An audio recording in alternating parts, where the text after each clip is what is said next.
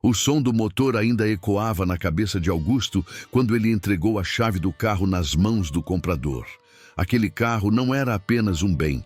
Era o resultado de anos de trabalho, viagens em família, risadas no banco de trás com as duas filhas.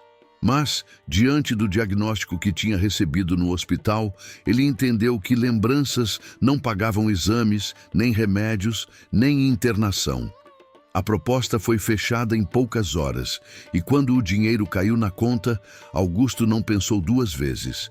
Saiu direto do cartório para a clínica, com o comprovante ainda quente na mão, repetindo para si mesmo que, se precisasse recomeçar do zero, faria isso a pé, desde que visse as meninas voltando a correr pelo quintal como antes. Naquela noite, as filhas perceberam que algo havia mudado. O espaço na garagem parecia maior, vazio demais, e o pai chegou em casa sem o costumeiro barulho do portão abrindo para o carro entrar.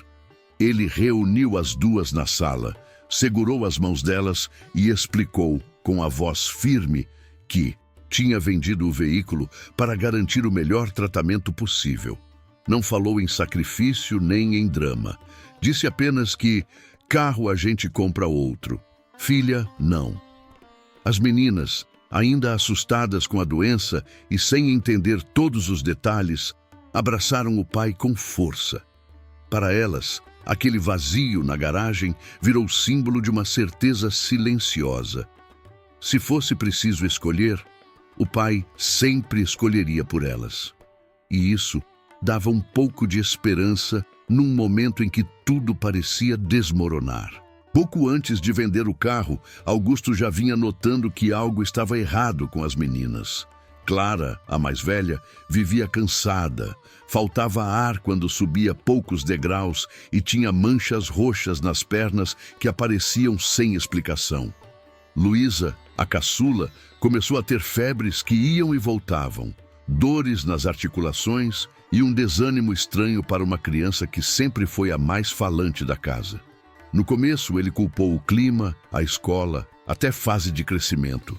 Mas quando as duas passaram a desmaiar, em dias diferentes no mesmo mês, não houve mais espaço para desculpas. No hospital, depois de uma bateria de exames, o médico chamou Augusto para uma sala separada. Sobre a mesa, havia 2 prontuários com o sobrenome da família destacado. O especialista explicou com calma que as meninas tinham um problema sério no sangue, uma doença que exigiria tratamento contínuo, remédios caros e acompanhamento em centro de referência. Não era uma sentença de morte, mas também não era algo simples de resolver com um xarope de farmácia de bairro.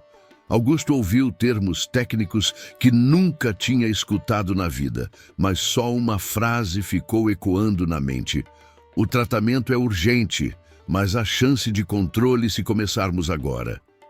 Naquele instante, ele percebeu que tudo o que possuía, inclusive o carro que ainda estava na garagem, tinha acabado de ganhar um novo significado, virar recurso para dar tempo e qualidade de vida às duas filhas, que do lado de fora o esperavam segurando os próprios exames, sem entender por que o pai demorava tanto naquela conversa. Com o dinheiro do carro na conta e a pasta de exames debaixo do braço, Augusto escolheu a farmácia que o médico tinha indicado, uma daquelas de esquina, com letreiro simples, mas fama de entregar os remédios certos e na hora. Na primeira visita, ele chegou com o coração acelerado, sem entender direito os nomes difíceis das receitas, apenas repetindo para a atendente que era urgente, era para as filhas.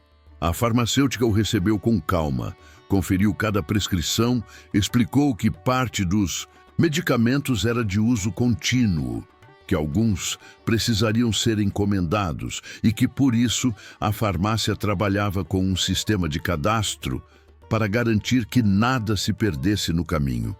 Augusto saiu de lá com o comprovante de pagamento e a promessa de que, em poucos dias, tudo estaria separado para ele levar para casa. A partir daquele dia, a farmácia entrou na rotina da família como se fosse extensão do hospital. Sempre que o telefone tocava, Augusto achava que era de lá, avisando que um novo lote tinha chegado.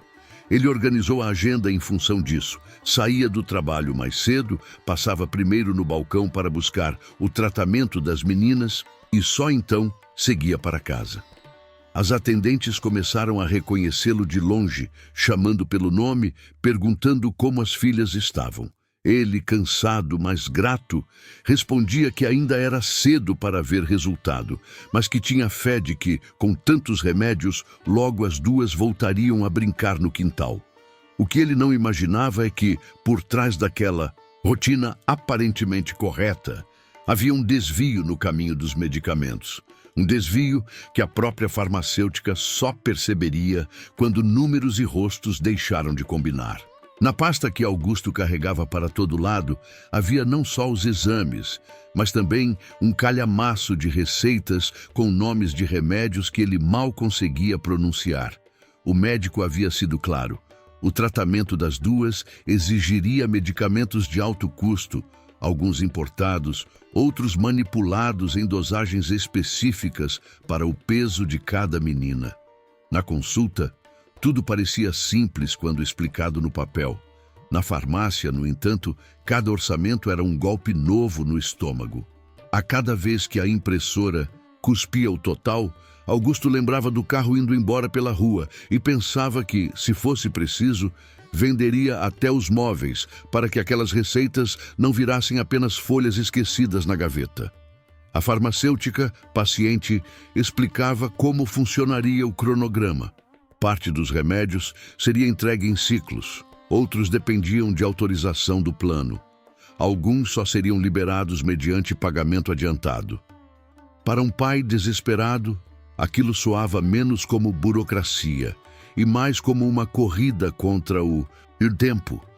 Ele assinava tudo o que colocavam à sua frente, guardava cada comprovante em plástico transparente e saía dali com a sensação de que estava comprando, dose por dose, a chance de ver as filhas crescerem. O que Augusto não sabia era que, em algum ponto entre aquelas assinaturas e o caminho até a casa dele, o destino daqueles frascos começaria a ser desviado. E a promessa de cura, transformada em negócio por alguém que jamais colocou a saúde das meninas em primeiro lugar.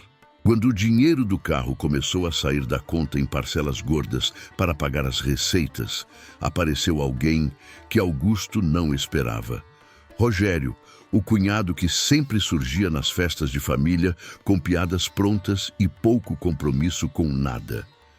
Ele chegou com um papo manso, dizendo que sabia como esses tratamentos são complicados, que podia dar uma mão para organizar pagamentos, buscar remédios e lidar com a papelada do plano de saúde, já que Augusto estava sobrecarregado entre hospital e trabalho. No início, o pai estranhou aquela súbita boa vontade, mas, cansado e com a cabeça girando em exames e laudos, acabou aceitando a ajuda. Deixou que Rogério ficasse responsável por levar parte das receitas à farmácia, fazer depósitos e até guardar alguns comprovantes para não se misturarem com as contas do mês. Pouco a pouco, a presença do cunhado virou rotina. Ele aparecia com envelopes fechados, dizia que já tinha pago a entrada de mais um ciclo de remédio. Falava de descontos que só conseguia porque conhecia gente lá dentro. Quando Augusto comentou que as filhas não estavam melhorando como o médico esperava, Rogério sempre tinha uma explicação pronta. O organismo leva tempo. É assim mesmo no começo. Confia no processo. O que Augusto não via era o outro lado dessa história. A facilidade com que o cunhado segurava os cartões, ficava com notas fiscais e sumia por horas sob o pretexto de resolver tudo na farmácia. Naquele momento, o pai acreditava que tinha ganhado um aliado. Só mais tarde descobriria que foi exatamente por essa brecha de confiança que o tratamento das meninas deixou de chegar até elas. E o dinheiro do carro começou a desaparecer para um destino bem diferente do que ele imaginava. Com o passar das semanas, Augusto começou a perceber que a conta bancária esvaziava num ritmo mais rápido do que o número de caixas que chegavam em casa. Todo o pagamento de ciclo novo de remédios era alto, mas quando ele abria o armário da cozinha onde guardava os frascos das meninas, via sempre os mesmos poucos itens, organizados com cuidado pela esposa para parecer que estava tudo em ordem. Ele até tentava se convencer de que era impressão, que o tratamento era assim mesmo, cheio de doses, mínimas e intervalos longos. Só que cada vez que conferia o extrato, lá estavam saques em dinheiro, pagamentos repetidos para a mesma rede de farmácias, transferências feitas nos mesmos dias em que Rogério dizia ter resolvido tudo no balcão. Numa tarde de sexta-feira, depois de sair do banco com o extrato impresso, Augusto resolveu fazer as contas à mão. Somou o valor total que tinha recebido na venda do carro, subtraiu os pagamentos de luz, aluguel, mercado, e então comparou com o que, teoricamente, havia sido gasto com medicamentos. O buraco era grande demais para ser explicado por taxas ou ajustes de preço. Faltavam milhares de reais e, pior, faltavam remédios correspondentes àquele dinheiro. Entre o depósito e a gaveta de casa, alguma coisa se perdia. Ou melhor, alguém estava desviando. E sem que ele percebesse, o caminho do dinheiro que deveria virar tratamento para as filhas estava se quebrando justamente no trecho em que Augusto mais tinha relaxado a vigilância. Aquele em que entregou a responsabilidade nas mãos do cunhado prestativo e confiou que do banco até o balcão ninguém mexeria no que não era seu. Naquele fim de tarde, os vizinhos estranharam o silêncio na garagem. O portão abriu como sempre, mas nenhum farol cortou o corredor, nenhum motor anunciou a chegada de Augusto. Ele entrou a pé, camisa grudada nas costas pelo calor e um envelope amassado na mão, contendo o comprovante de que oficialmente não tinha mais carro. As filhas correram até a porta, primeiro procurando o veículo com os olhos, depois encarando o pai como se tentassem entender o que faltava naquela cena. Ele respirou fundo, pediu que as duas sentassem no sofá e, com a voz baixa, explicou que tinha transformado o carro em algo mais importante. Meses de tratamento adiantado para as duas.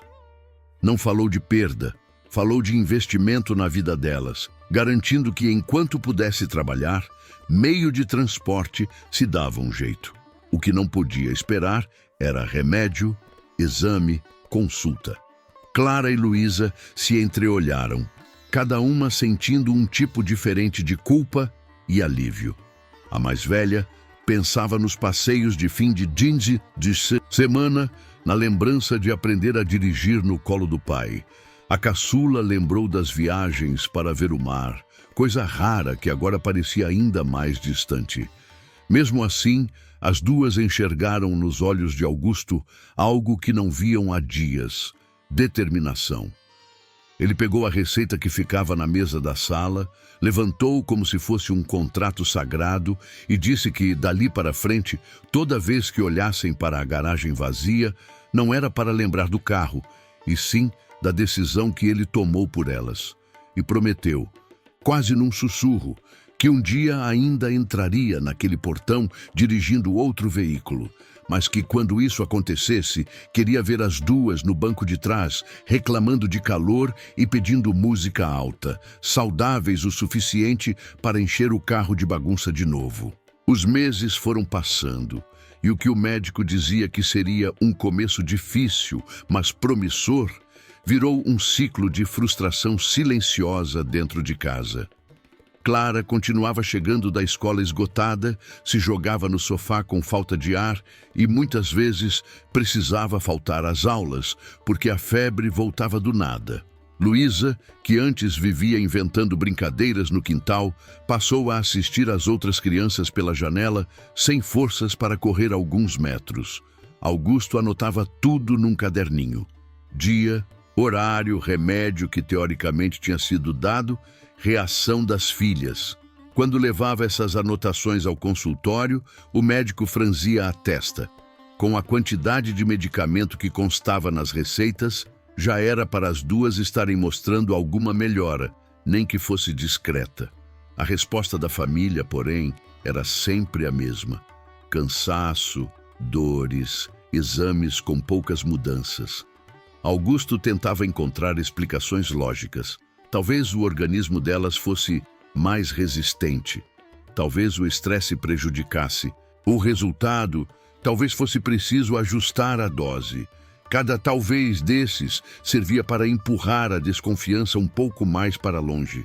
Afinal, ele via o dinheiro saindo, via Rogério entrando e saindo com sacolas da farmácia, via alguns frascos novos aparecendo no armário. Só que, olhando para as filhas deitadas na cama, pálidas como no início, algo dentro dele começava a sussurrar que tinha alguma peça errada naquele quebra-cabeça. Era como se estivesse abastecendo um carro que nunca saía do lugar. O marcador de combustível caía, mas o veículo continuava parado na mesma estrada escura. E toda noite, quando apagava a luz do quarto delas, Augusto se perguntava em silêncio: se estou pagando por todo esse tratamento? Por que elas continuam doentes como se nada estivesse sendo feito? Naquela terça-feira aparentemente comum, a farmácia estava cheia de gente com pressa, receitas nas mãos e cara de quem só queria resolver rápido. Entre um atendimento e outro, Júlia, a farmacêutica responsável, aproveitou uma folga de segundos para conferir no computador os pedidos de medicamentos de alto custo que ainda estavam pendentes. Era rotina. Verificar se os pagamentos haviam sido confirmados, se os remédios tinham chegado do distribuidor, se alguém não deixara de retirar algo importante. Foi então que o mesmo sobrenome apareceu repetidas vezes na tela, o das filhas de Augusto. Havia registros de compras caras, lançamentos de entrada no estoque, mas, curiosamente, quase nenhuma saída vinculada ao CPF do pai. Aquilo acendeu um alerta silencioso. Pela quantidade de valores aprovados, aquelas crianças deveriam estar indo à farmácia com frequência, ou, pelo menos, alguém deveria aparecer para buscar os frascos na data certa. Júlia se lembrou do rosto preocupado de Augusto, das perguntas que ele fazia sobre prazos, da pressa em iniciar o tratamento. Estranhou ainda mais ao notar que, em alguns pedidos, constava retirado por terceiro autorizado, mas o campo de identificação estava digitado de forma genérica, sem documento anexado, como se alguém tivesse pressa em dar baixa no sistema, sem se preocupar em registrar quem levou o quê. Com anos de balcão, ela sabia que números, quando não batem com rostos, quase sempre escondem uma história que precisa ser contada. E, naquele instante, decidiu que não ia simplesmente apertar concluir e seguir o dia como se nada tivesse acontecido. Intrigada com o que tinha visto na tela, Júlia puxou o histórico completo daquele cadastro. Quanto mais descia a página, mais estranho ficava. Havia uma sequência enorme de receitas digitalizadas, todas com carimbo do mesmo médico, valores altos aprovados e notas fiscais emitidas. Mas na parte mais importante, a confirmação de retirada pelo responsável, quase tudo aparecia em branco. Em alguns poucos lançamentos, constava apenas retirado, sem horário, sem identificação, sem assinatura digital de quem atendeu. Para um cliente comum, isso talvez passasse despercebido. Para uma farmacêutica acostumada a lidar com auditoria, era um convite para problema grande. Ela se lembrou imediatamente do pai, de olhar cansado, que sempre chegava perguntando se os remédios das meninas já tinham chegado, muitas vezes saindo dali apenas com parte do que esperava.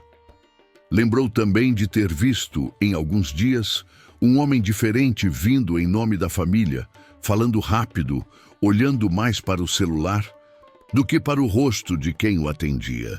O sistema mostrava que muito dinheiro tinha sido convertido em pedidos, mas poucos frascos, de fato, tinham sido entregues com o registro correto. Era como se, entre a compra e a entrega, alguém tivesse criado uma porta lateral por onde parte daquele tratamento escapava sem deixar rastro.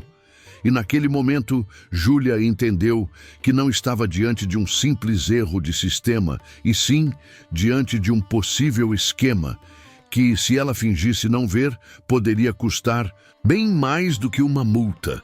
Poderia custar a chance de duas crianças finalmente melhorarem. Na semana seguinte, quando Augusto apareceu para mais um atendimento, a farmacêutica resolveu ir além do protocolo. Em vez de apenas procurar o nome no sistema, ela puxou conversa enquanto separava os frascos e, percebendo o olhar mais abatido do pai, perguntou se as filhas estavam melhorando. Ele hesitou, disse que os sintomas continuavam intensos e então comentou, quase em tom de desabafo, que achava estranho o dinheiro do tratamento ir embora e os resultados não acompanharem. Júlia aproveitou o gancho para pedir ao pai todos os números dos pedidos e recibos que ele tinha, dizendo que, com aqueles dados, conseguiria rastrear o que realmente foi entregue. No mesmo dia, Augusto organizou os papéis e fez uma ligação que, sem ele saber, mudaria o rumo da história. Ao detalhar para a farmacêutica as datas, valores, nomes e receitas emitidas, tudo com a precisão de quem anotava cada etapa do sacrifício pelo bem das filhas, deixou nas mãos de Júlia elementos suficientes para um cruzamento minucioso. O que estava prestes a surgir era uma trilha clara de pagamentos sem entrega, assinaturas falsas e sumiço de medicamentos. Com aquela ligação, o pai que vendera o carro e confiava cegamente em aliados, deu seu primeiro passo para descobrir que nem tudo que parecia tratamento estava de fato chegando até as mãos das meninas. A diferença entre gasto e cura começava a ser explicada não por erro médico, mas por uma cadeia de desvios que alguém finalmente decidiu investigar a fundo. Com os dados que Augusto tinha enviado, Júlia passou um fim de turno inteiro cruzando informações. Pegou um a um os comprovantes de pagamento, digitou os números de autorização, conferiu lotes e datas de chegada dos medicamentos.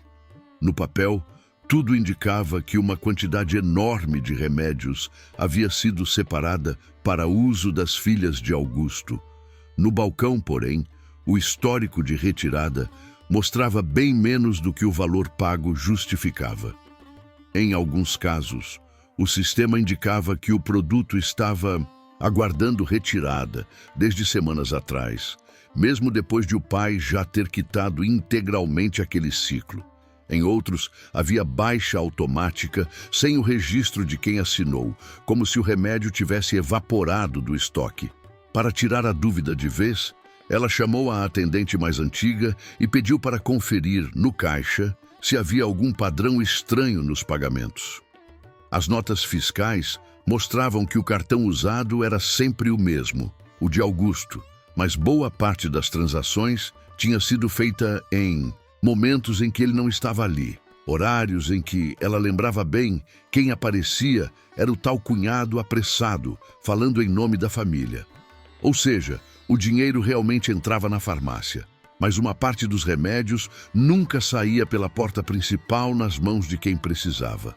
Ali, entre o barulho das maquininhas e o vai e vem de clientes, Júlia teve certeza de que não se tratava apenas de erro de sistema ou desorganização. Havia alguém se beneficiando de cada centavo que aquele pai tinha conseguido ao vender o carro, enquanto duas meninas continuavam doentes em casa, sem sequer saber que o tratamento pelo qual o pai se sacrificou nunca tinha chegado até elas. Depois de cruzar números e notas, Júlia percebeu que precisava de algo que não deixasse espaço para desculpas. Imagens. Ela pediu ao gerente acesso às câmeras internas da farmácia, alegando que havia inconsistências nos registros de retirada de medicamentos de alto custo. Juntos, foram voltando dia a dia, sempre nos horários em que o sistema marcava a saída de remédio em nome das filhas de Augusto. Em quase todas as gravações, a cena se repetia. Não era o pai quem aparecia no balcão, mas Rogério, o cunhado. Ele entregava receitas, passava o cartão, assinava papéis no canto do balcão e saía com sacolas que, na teoria, deveriam ir direto para a casa das meninas. O detalhe que gelou o estômago de Júlia foi notar que, em vários desses momentos, o funcionário do caixa apenas carimbava retirado, sem pedir documento, confiando no "sou da família".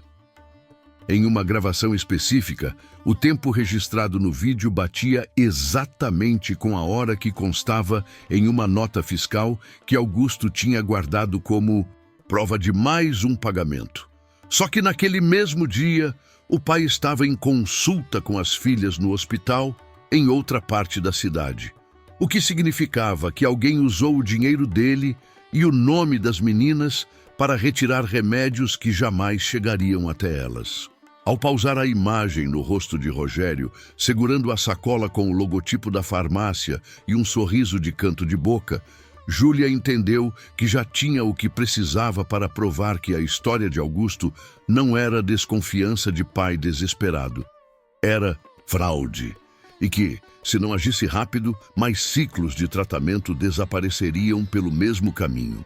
Munido das notas fiscais, das anotações do caderno e de prints que a farmacêutica havia enviado, mostrando as irregularidades no sistema, Augusto decidiu que não dava mais para fingir que era só um mal-entendido.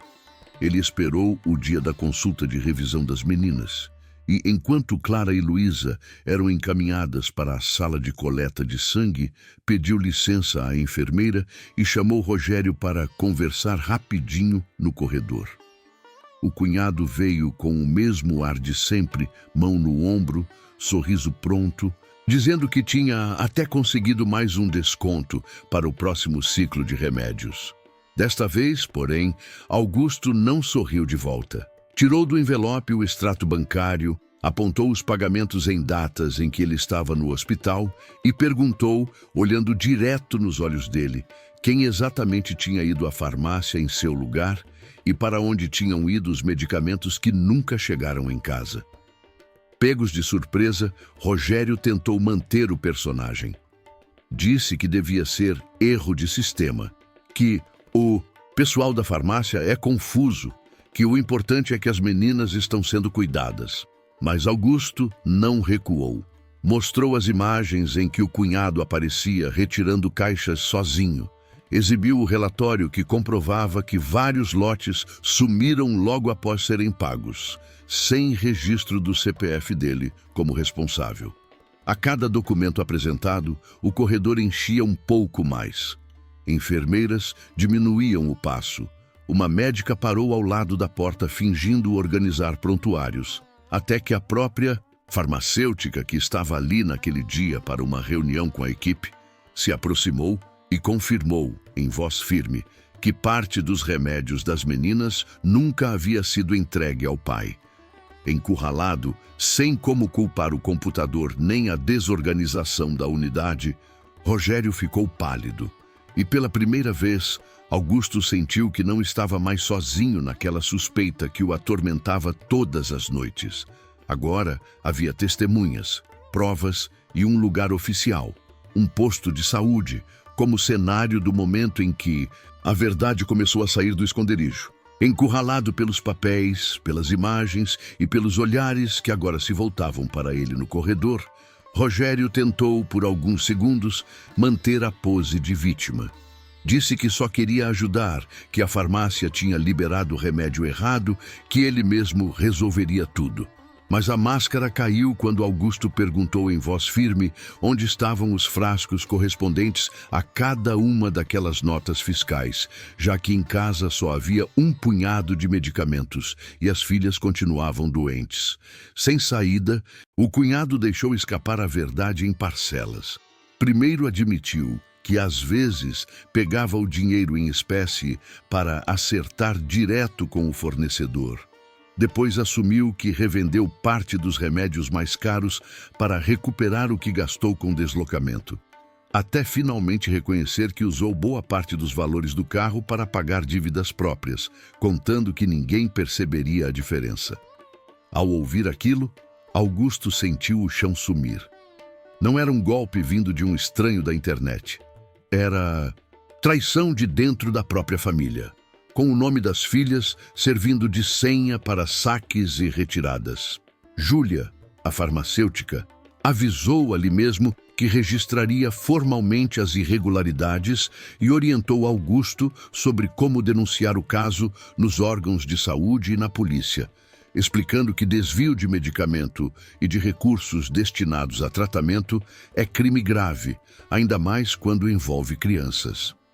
Rogério tentou se aproximar, dizer que dava para resolver entre eles, mas o pai, segurando firme a pasta com os documentos, respondeu que a única coisa que ainda podia resolver era garantir que aquele tipo de gente nunca mais tivesse acesso ao dinheiro ou à saúde das meninas. A partir dali, a história deixava de ser apenas um drama familiar para se tornar também um caso de justiça. Depois do confronto no posto de saúde, Augusto saiu de lá com as pernas bambas, mas com uma clareza que não tinha nos meses anteriores. Se quisesse salvar as filhas, precisava recuperar não só o dinheiro, mas principalmente o tratamento que nunca chegou até elas. Com a ajuda de Júlia, ele reuniu cópias das notas fiscais, extratos bancários, relatórios da farmácia e o registro da confissão de Rogério, transformando tudo em um dossiê organizado. No dia seguinte, foi direto à delegacia para registrar boletim de ocorrência por estelionato e desvio de recursos destinados à saúde das crianças. E também entrou em contato com a ouvidoria da saúde do município para comunicar o esquema envolvendo medicamentos de alto custo que não tinham sido entregues às pacientes. Enquanto o inquérito começava a andar, a própria farmacêutica se mobilizou junto ao distribuidor e aos programas públicos para tentar antecipar de forma emergencial um novo fornecimento dos remédios, agora com retirada feita exclusivamente pelo pai, mediante documento e assinatura em cada frasco. Em paralelo, Augusto marcou uma nova consulta com o médico das meninas, desta vez levando toda a verdade. No consultório, explicou que boa parte do tratamento simplesmente não havia sido administrada porque os medicamentos nunca chegaram às mãos da família, apesar de pagos. O especialista, surpreso, refez o plano terapêutico, solicitou exames atualizados para medir o impacto dessa interrupção e, sensibilizado com o caso, escreveu um relatório detalhado para anexar ao processo policial e aos pedidos de fornecimento pelos canais oficiais de saúde. Nos dias seguintes, a cena finalmente mudou. Caixas lacradas começaram a chegar, com etiquetas no nome de Clara e Luísa, conferidas uma a uma por Augusto, que agora guardava cada frasco como quem guarda ouro. Pela primeira vez desde que vendeu o carro, ele tinha a sensação de que o sacrifício estava, de fato, virando remédio dentro de casa, e não mais lucro no bolso de alguém que nunca olhou para as meninas além do próprio interesse. Com o esquema exposto e o processo já em andamento, o foco de Augusto voltou para onde sempre deveria ter estado: o quarto das meninas. O médico reorganizou o cronograma de aplicações, desta vez controlando pessoalmente cada lote liberado e anotando o número de série dos remédios que Clara e Luísa receberam. Na primeira semana, o pai quase não saiu de perto delas. Conferia horário, lia 3 vezes a bula, checava cor, cheiro, validade, como se precisasse garantir com os próprios olhos que agora nada mais seria desviado entre o frasco e a veia das filhas. As meninas estranharam a mudança. O que antes era só um comprimido solitário no fim do dia, virou rotina estruturada, com doses certas, acompanhamento de enfermeira, retorno marcado para avaliar qualquer reação. Os resultados não vieram em um passe de mágica, mas pela primeira vez começaram a aparecer. As febres ficaram mais espaçadas, os hematomas demoravam mais a surgir, e Clara conseguiu voltar da escola sem parecer que tinha corrido uma maratona. Luísa pediu num sábado para descer ao quintal e brincar um pouco com o cachorro, algo que não tinha forças para fazer há meses. Augusto observava cada pequeno avanço como quem assiste a um milagre em câmera lenta.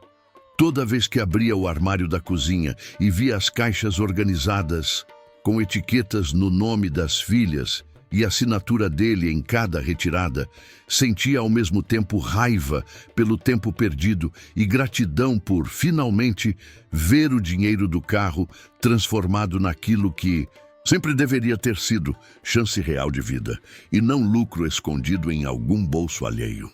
O caso do desvio de medicamentos ganhou fôlego nas mãos das autoridades rapidamente. O delegado responsável incluiu não só Rogério, mas também funcionários da farmácia que facilitaram as retiradas sem conferência adequada no inquérito.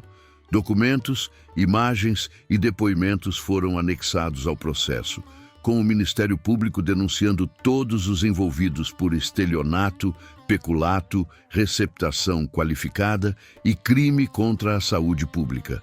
O volume de provas detalhava o prejuízo enfrentado por Augusto, valores equivalentes à venda do carro, meses de tratamento perdidos e o agravamento do quadro das filhas por falta dos remédios pagos. Na audiência, além do testemunho do pai, houve laudos médicos que comprovavam o impacto negativo do desvio no estado de saúde das meninas. Por causa da gravidade e da repercussão social, Rogério e outros cúmplices responderam não só civilmente, mas também criminalmente. E a sentença foi dura. Alguns receberam mais de uma década de reclusão, outros centenas de dias multa, além de serem obrigados a reparar parte dos danos financeiros causados à família.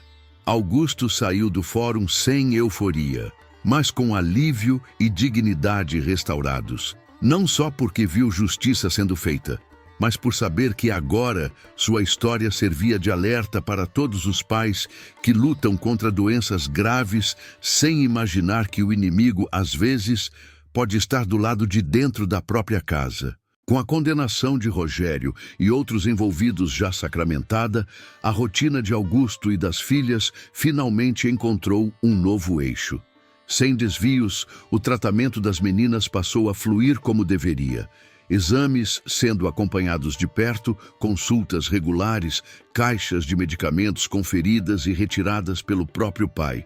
Tudo com registro e acompanhamento detalhado, como forma de garantir que o passado nunca se repetisse. Clara foi voltando aos poucos à escola. Luísa voltou a correr no quintal sem medo e a saúde das duas. Antes fragilizada pelo abandono e pelas mentiras, agora recebia o cuidado real pelo qual Augusto sacrificou tanto. Os impactos jurídicos desse tipo de fraude não se restringem apenas aos criminosos. Profissionais e estabelecimentos envolvidos podem receber penas que ultrapassam 10 anos de reclusão, além de centenas de dias multa e a exigência de restituição ao erário e às vítimas, além de sanções administrativas e perda do exercício profissional nos conselhos de classe. Mas para Augusto, o verdadeiro resultado não foi uma sentença. Foi recuperar para as filhas uma infância digna e segura, sabendo que dali em diante vigiaria pessoalmente cada dose de esperança administrada em casa. Para a família, a história virou lição. Não basta lutar contra a doença, é preciso também vigiar e proteger contra os riscos que, às vezes, se escondem nas relações mais próximas e nos sistemas criados para salvar vidas. Com o tempo, Augusto percebeu que a própria história podia impedir que outras famílias passassem pelo mesmo pesadelo. Sempre que alguém puxava assunto na fila da farmácia sobre remédio caro, tratamento difícil ou vaquinha para pagar medicamento, ele respirava fundo e contava, em poucas palavras, como vendeu o carro para salvar as filhas e descobriu, tarde demais, que boa parte daquele dinheiro tinha virado lucro na mão de um parente aproveitador. Falava do estranhamento com a falta de melhora, da importância de conferir cada nota fiscal, de exigir documento em toda retirada e de nunca deixar que terceiros controlem sozinhos o dinheiro e os remédios de um tratamento sério.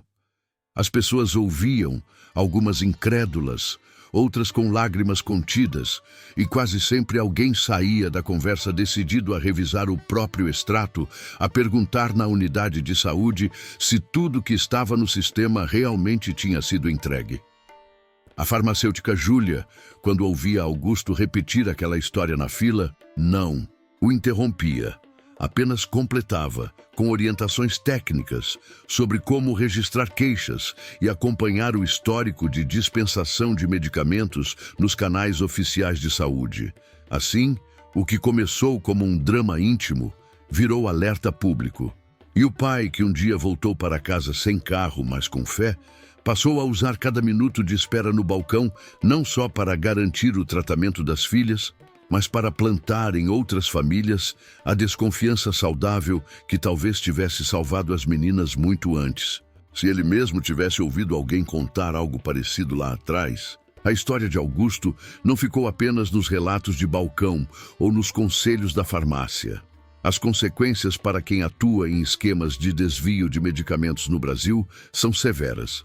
Pessoas condenadas por crimes desse tipo receberam sentenças de até 10 anos e meio de prisão, centenas de dias multa e ordens de restituição do prejuízo causado, mesmo quando alegam participação secundária no esquema.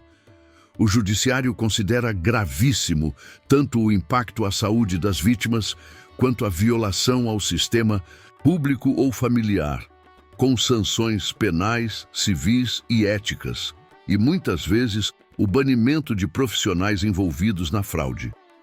Além da responsabilização legal, cabe às vítimas e à sociedade prevenir, denunciar e exigir rigor da vigilância sanitária e dos órgãos judiciais para que casos assim não se repitam. No fim, Augusto aprendeu por dor e resiliência, e agora, onde quer que conte sua experiência, serve de exemplo vivo das consequências de fechar os olhos para detalhes, de confiar demais, sem conferir, e do dever cidadão de transformar sofrimento em ação para proteger outras vidas. Deixa o like, porque isso ajuda o algoritmo a mostrar para mais pais e famílias que precisam desse alerta. Comenta aqui embaixo. Você já passou por algo parecido ou conhece alguém que confia demais na hora de buscar remédios? Compartilhe esse vídeo com quem ama e se inscreva no canal ativando o sininho para não perder as próximas histórias reais que salvam vidas. Sua ação faz toda a diferença.